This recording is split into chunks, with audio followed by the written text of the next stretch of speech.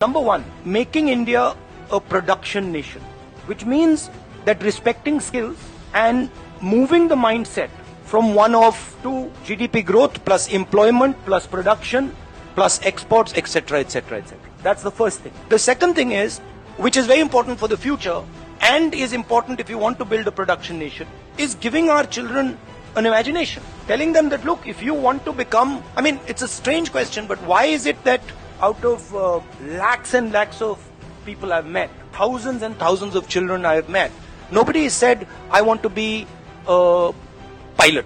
Nobody said, I want to be an astronaut. Nobody said, I want to be India's best singer. Why? Because our system is saying to them that these are all dead ends. But if you look at countries that produce, I gave this example to kids.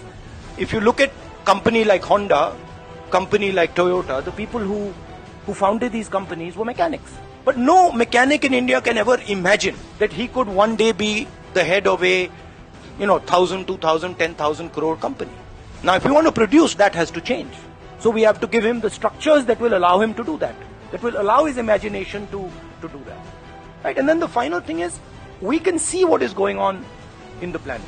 We can see the turmoil that is taking place. And I am absolutely convinced that India has a place, central place in the planet, on the planet, right?